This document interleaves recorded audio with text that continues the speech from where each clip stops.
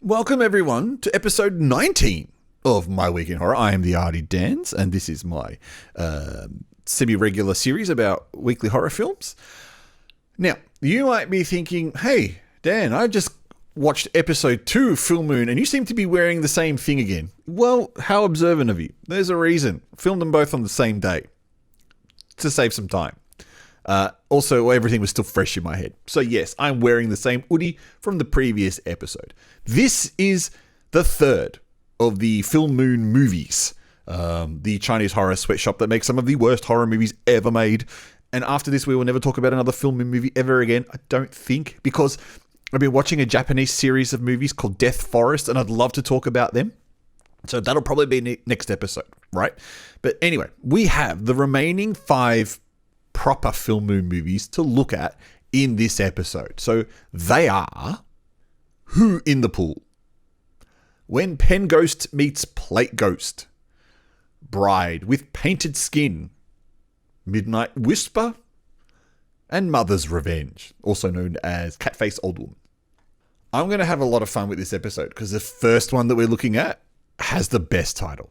So let's check out Who in the Pool. Now, Filmoon has this thing where they can't title movies correctly. We've seen that with Ghost in Barbers. There's also another film that I think they might be involved at Who Crying in the Mirror, or Who in the Mirror. And also Under the Bed Part 1 is also called Who Under the Bed, or Who is Under the Bed. Anyway, we've got here Who in the Pool, which, logically looking at that, you're thinking, who's in the pool? That should be the title, right? No. Who in the Pool. I made this joke on a previous episode where I looked at Who in the Pool. So anyway, let's check out what Who in the Pool is about. A group of friends decide to throw a surprise birthday party for one of the girls who seems to be having a bit of a hard time lately. They book out a spa retreat for the evening, and while they're there, a series of very strange and ghostly incidents start to occur. But there's a lot more that's going on here that appears, and it involves the girl's boyfriend. Now, easily, this is the most sexiest Filmoon movie out of all of them because there's a lot of bikinis, a lot of shower scenes, maybe? Yes, there's a spa tub sex scene, which is like one step away from that awful one in Showgirls. And there's just generally a lot of flesh and skin in this movie, which makes it the most enjoyable out of all of the Filmoon movies to watch. So, Who in the Pool stars this very big-breasted woman who we are led to believe throughout the whole film is gone a bit cuckoo. And what I like about this movie is this is a co-production with another company, and that other company, they've shot the intro of the movie in their studio, because you can see in one of the establishing shots on the top of the building is the logo of that production house, which appears in the movie straight after the Filmoon logo. So talk about cheaping out and just recycling sets. Anyway, this woman has a surprise birthday party thrown for her down at a spa resort for the evening. Where they've booked out the spa resort for the evenings. There's no one else there. That's key to note. There's no one else there. And while they're there, they also remember that there is another girl. There's always another girl who's dead in these Filmoon movies, right? There's another girl of a friend of theirs who's dead. And they also kind of want to pay a little bit of homage to her. I'm going to cut the story a bit short here because a lot of what happens in this film's just a bit, it doesn't quite make sense, right? And the reason it doesn't make sense is because the woman's boyfriend is actually a film director. And actually what we find out in the film is that the woman's boyfriend, not actually her boyfriend at all. They're just friends. And the other people that are in the movie aren't actually friends either. They're actresses and actors in a movie. What movie? Well, the guy, the director, was making a movie. And his girlfriend at the time mysteriously died. I can't remember how. Anyway, he struggles to come to terms with the fact that she's dead. So for a brief period of time after it, he's carrying around this mannequin of her. And they, the other people in the movie, just kind of humor him by pretending that she's real. It's actually quite cruel what happens. Anyway, so the whole movie is not about the girl, the big-breasted girl suffering a mental illness. The whole movie is actually about the boyfriend who's the real nutcase in this film. And what they're doing is they're at this spa resort, and the spa resort is actually a script that he's written that they're acting out. And what they're doing is they're acting it out, hoping that he'll trigger him out of his depression and get back to normal. Kind of clever, kind of asshole thing to do. So, it's actually not a bad film. It's not a horror film, though. Obviously, it's not a horror film. There are some, like there's I'm pretty sure there's a kill that happens in the men's shower, which you see a bit of blood. And then it happens and you sit back and think, but how did it happen? Why is it happening?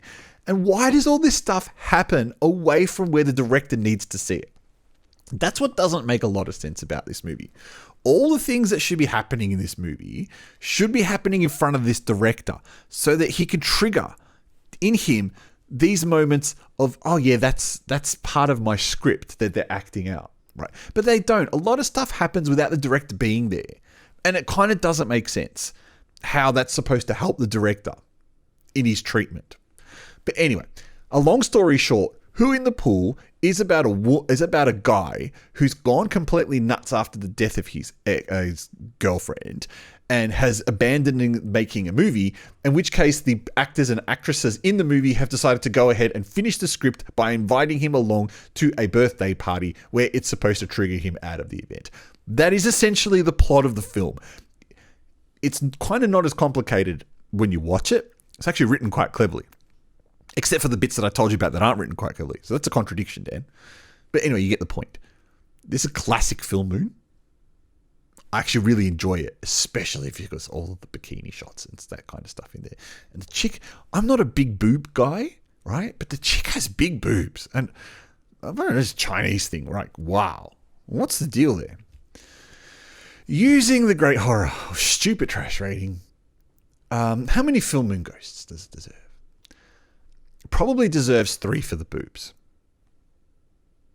And probably deserves 3 for kind of being a little bit clever with the story, I would say. So generally, that's 3 and 3. That's 6. 6 divided in half is 3. So that's 3. It gets 3 Filmoon ghosts out of 5. That's not a bad score. Now, let's get on to the next one. This next one. This is a film I didn't actually think was a Filmoon movie, because if you've ever tried looking for this movie, there's a bootleg of it sitting on YouTube that cuts out the intro. Excuse me. And it just gets started almost virtually straight into the film. There's probably a reason that intro's cut, and I believe it's because that intro's copyright claimed.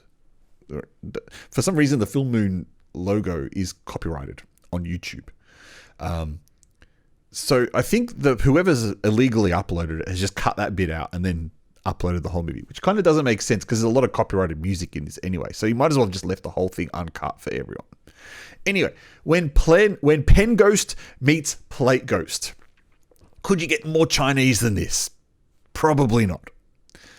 Let's check out what this one's about. 2 little girls play the fabled pen and plate ghost game, summoning the fairies into the real world. Flash forward 10 or so years, and one of the girls is racked with guilt over the death of her friend that happened not that long after that night.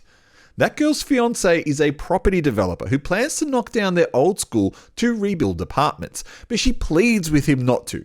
Instead, his company organizes a zombie run event as the promotion, and both of them, alongside 6 other friends, take part but get lost when they reach the school.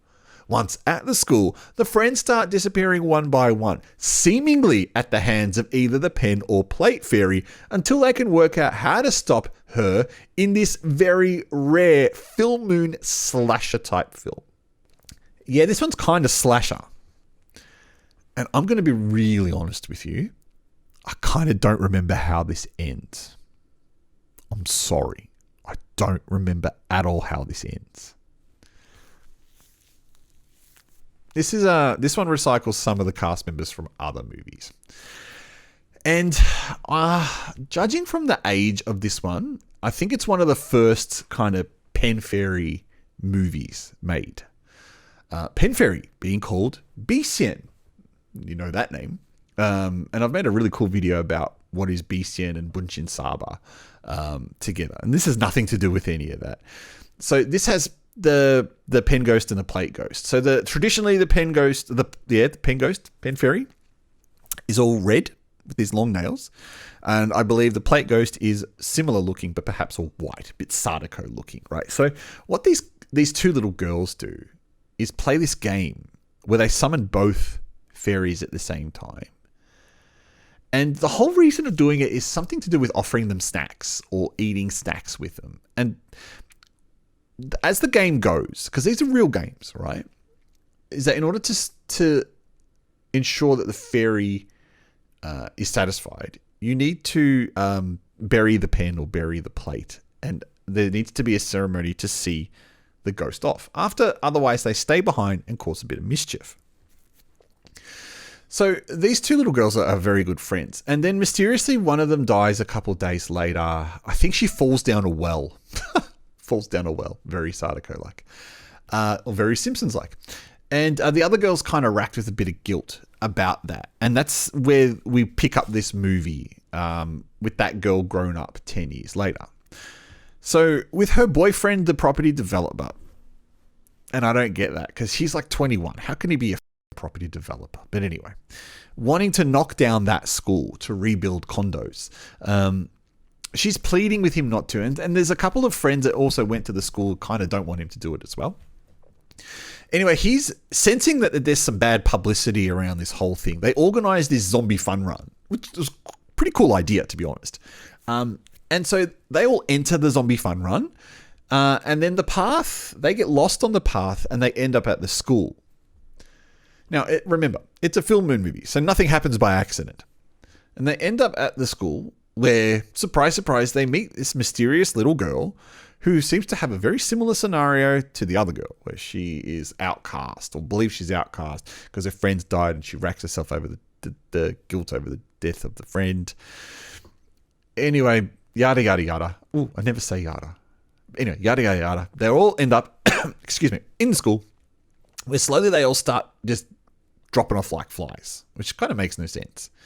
And there is a pen ghost in the film. Now, I believe this whole thing is done as some kind of therapy towards the girl so that she can kind of get over the guilt of what she believes she has over the death of this girl. But like I said, I kind of wasn't paying enough attention to the film. I kind of zoned out towards the end because I'm just like, well, I've seen this before, right? I've seen this before. And then when I actually decided to snap up and pay attention because I realized I had to do this, I realized I actually missed the ending. So I'm kind of paraphrasing what I think happened. Anyway, if you see this movie on YouTube, you're probably going to want to watch it. Go ahead, knock yourself out. It's not that bad, right? In fact, the whole bit that there's a bit of slasher element to it makes it a bit of fun because you kind of don't get to see deaths in Filmoon movies. So they had a little bit of fun with that. So using the great horror or stupid trash rating, this film's a tricky one. Probably give this 2 Filmoon ghosts.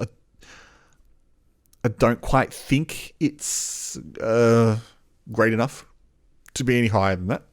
But yeah, 2 famous Chinese fairies together in a rare slasher type film. Now, let's have a message from me.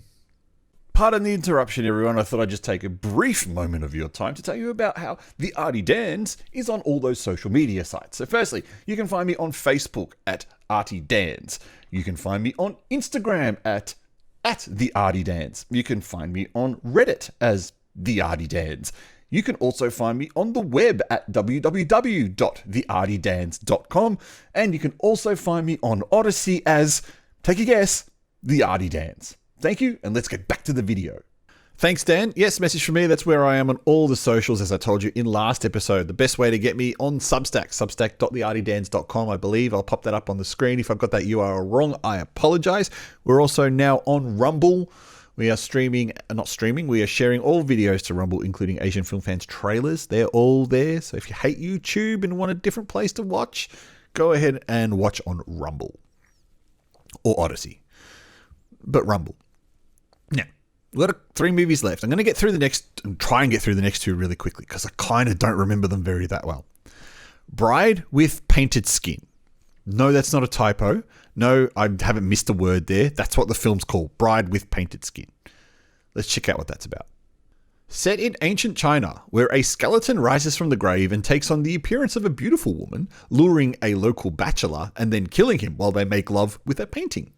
She then assumes the shape of his beautiful sister and disappears for 30 years, reappearing when the wealthy son of a property owner demands he takes a concubine when his wife fails to give birth to any children.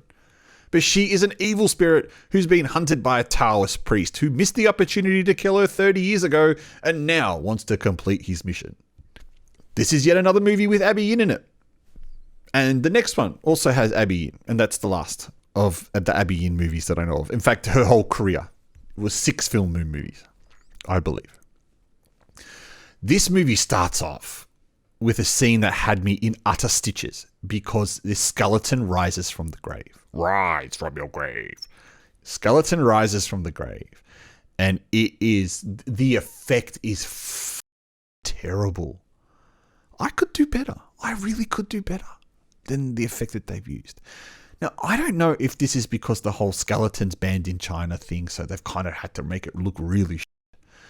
Or I don't know if this is just poor filmmaking. But anyway, you got to see it. I'm going to pop up some footage here. It's just terrible. Now, there's a couple of regulars in this movie as well who are in this film. I kind of don't...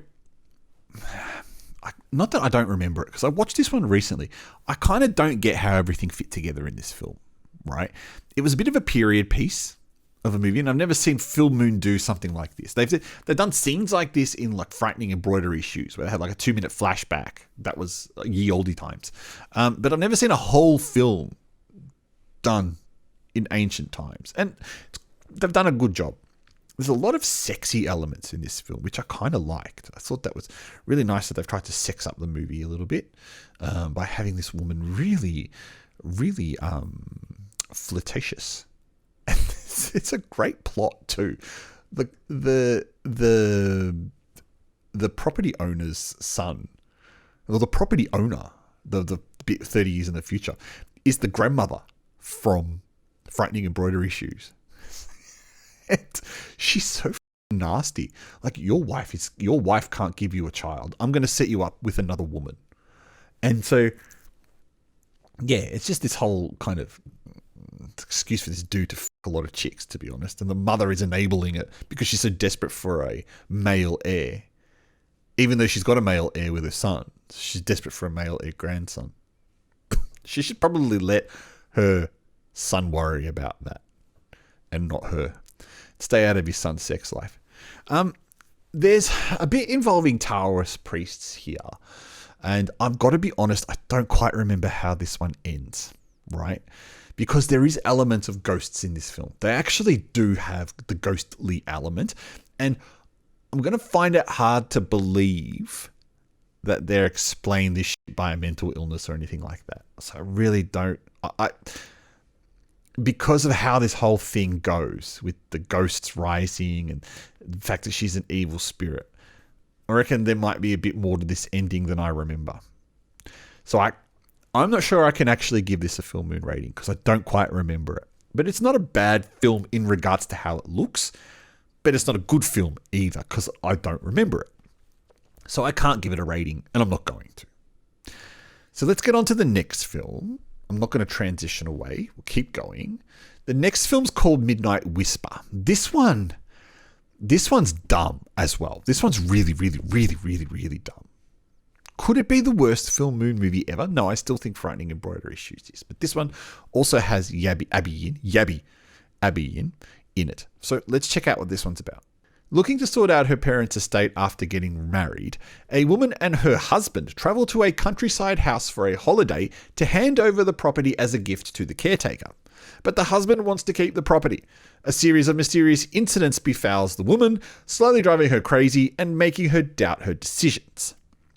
So this one gives off vibes of Frightening Embroidery Shoes, this movie. Right, it's very similar plot-wise to it, except in this one, this woman's got so many properties, she doesn't want all of them. So she decides that she's going to give this caretaker, who took care of her ever since her parents had died, the gift of the house. But the husband doesn't want to do that because, surprise, surprise, he's a selfish... Whoa, I said the C word. He's a selfish CNT who wants to keep everything for himself. Now, would you believe he's having an affair? Would you believe that? He's having an affair with a fucking midget, I believe, too, because at the end of the film, she's really short, this chick. So anyway, the whole idea is that the husband and his lover, the midget, are trying to drive her absolutely crazy so that she'll die. Like they literally try and kill her, and he can take the property. At the same time, the caretaker is, wants to protect the fact that he's just been given a gift too. But he has a son who's a fuck up, and the fuck up son also tries to fuck everything up as well by constantly bringing chicks back to the house. I've got to be honest, I saw this movie years ago, 3 years ago, and I don't quite remember too much about it, other than it was terrible and the ending was stupid. The ending happens on top of this platform where there's an attempt at throwing Abby Yin's character off so that she plunges to her death, only for it to be revealed that there's a midget that he's dating, only then to be revealed that the caretaker comes and saves the day. I think the caretaker might die, and then he leaves it to his son. I kind of don't remember. Anyway, Midnight Whisperer is probably not a movie you should bother hunting down, and definitely not a movie you should be bothered watching. I watched it to take the bullet for you. But I do remember enough about this to give it a Filmoon rating. One Filmoon ghost out of 5 is what I will give this one. Now, there's a saying, save the best to last. Potentially, I might have saved the best to last. Let's go check it out. Yeah, I can't believe I'm saying this, but I think this could be the best Filmoon movie out of all of them. Now, I always loved Ghost in Barbers, but I don't think it's the best film. It's a stupid film that I have a lot of fun with. This is different, though. This actually has elements of someone paying attention and building a very decent story to it, and actually shooting a really decent film. And I can't believe this is from Filmoon. I really can't. Anyway, it's called Mother's Revenge, also known... Well, you know what? It's called Mother's Revenge, and let's check out what it's about. This one's also known as Catface Old Woman. An old woman with 4 children dies after having a stroke in the snow when she's abandoned by all 4 of them. At her funeral, a black cat jumps into her casket. A few months later, and after the mysterious death of the eldest brother, the remaining children gather at the family home where a mysterious figure in the shape of a cat-faced old woman starts to stalk the eldest daughter in order to get revenge. So it's clear by the title of the film, it is a revenge film. Kind of a revenge film. It's not an I spit on your grave type of revenge film, but it is a revenge film. And it's a revenge film from the perspective of the mother. So it's kind of sad, this film, that this woman has 4 children. And, they don't seem to be poor people. They have quite a decent property. So she has 4 children, but none of them want to really look after her. So what she's got are 2 boys and 2 girls, and their age range seems to be quite wide. The youngest daughter appears to be in university, so I'm going to guess about 19 or so years old. Whether the oldest daughter seems to be way in her late 30s, because she's got a son, who's around 14 or 15. Then we've got the oldest brother, who we don't see too much of. He gets killed at the start, and legitimately gets killed at the start of the film. And then we've got the middle brother, who actually did look after the mother. So she's very ill. The middle brother was looking after her, but he kind of needed a break to do something to attend to his wife. I can't quite remember what he needed a break for. But yeah, he calls all the other children together, his siblings, to see if someone can look after the mother for a brief period of time. And they all come up with excuses about why they don't want to look after her, right? Well, the youngest one had to go to university, so she kind of gets an excuse. But the other guy's like, well, I own a tea house. It's not making enough money. I can't look after you. And the other woman's like, well, other sister, business is not good. I can't look after you. And they kind of abandon this woman. and leave her in the snow, where she suffers another stroke because she's already had one beforehand, and this is a fatal stroke that kills her. And it's kind of sad the way this whole thing's built up. And you do feel sorry for this lady because she keeps telling people, oh, my children are coming back. My children are coming back. And of course, they all point the finger at each other. I tried to call you. You never answered. Your mother's there. Blah, blah, blah. Anyway, what we do is we fast forward a few months after her death, where, and it's cool. You get to see the bit where the cat jumps into the casket. And that's an allusion. I don't know. Is that an allusion to cat people? Cloud Kinski kind of Natasha Kinski movie, or that was the remake. Cat People was an original movie way before that. But anyway, of that, I'm not sure. So we fast forward a few months where I think the older sister wants to take her portion of the house so that she can rent it out and then make some money. The brother who still lives there clearly doesn't want that to happen. And then the youngest daughter comes back as well. She's had a break from uni and she's come back for a few days, and then she's going to go off to another city. Meeting her there is her boyfriend as well. And something is stalking the older sister. Once they all finally get together, something starts stalking the older sister. She starts to panic and she doesn't quite understand what's going on. And it's, you know what? It's actually quite good. The thriller element that happens in this movie is quite decent. It's not a horror film. Obviously, it's not a horror film. And the horror elements that are in it are not overdone. So they're quite subtle. And it's very much not a Filmoon movie until the end. And spoiler alert, it's actually the younger daughter who does everything. She suffers from a guilt that triggers kind of schizophrenia in her, where she dresses up as there's a cat-faced old woman and decides to punish her siblings for what happened to her mother. And that's where we pick up the movie at the end, where, she's really got the oldest daughter and she's about to do something with her. But then the brother that's still alive comes and saves the day. And what I'm struggling to think about, and so again, watched this recently because I didn't realize this was Filmoon. I think the brother keeps it a secret from the sister that she's trying to kill about who the identity of the killer was. And I think they leave it as if, yeah, it was a ghost trying to get you. But, we as the audience can't see that. We're not allowed to see the ghosts. So we have to have an ending that makes sense. So of all the Filmoon movies, this one is easily the best of all of them. Story-wise, plot-wise, acting-wise. Nothing's overdone in this film. It's kind of subtle. It's really enjoyable. Actually, really is enjoyable. It's got a stupid poster, which kind of betrays the whole vibe of the movie. But otherwise, if you can put up with the fact that you're not going to get a ghost movie and that it's explained at the end, this one's actually not too bad. It is the best Filmoon movie. So judging that as a rating, this would get 5 Filmoon ghosts out of 5. And in fact, if we were doing a proper ghost rating, I'd probably give this 2 ghosts because of kind of how good it is. It's just because it's not a proper horror film, I don't think it deserves any higher. But yeah.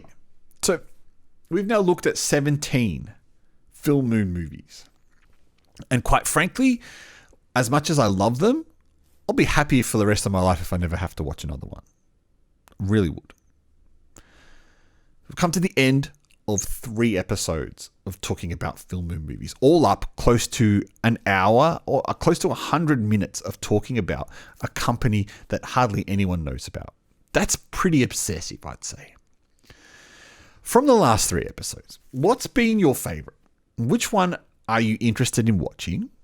Which one would you like to know more about? Now, some of these movies I've done longer videos of on the channel. So if you're interested about some of them, certainly go and search them on the channel. I do need the help. Otherwise, in the next episode, I hope to be looking at the 5 Japanese Death Forest movies because they are some kind of weird shit, and I'd love to talk to you about them. So I'm Mini Artie Dance. Thank you for watching these 3 parts about Filmoon movies. The next episode of My Week in Horror, which will be episode 20, we'll be talking about the Japanese Death Forest movies, and I hope to catch you then. I hope you've been enjoying this series so far, because it's been a lot of fun doing it. Thank you so much. I'll catch you next time.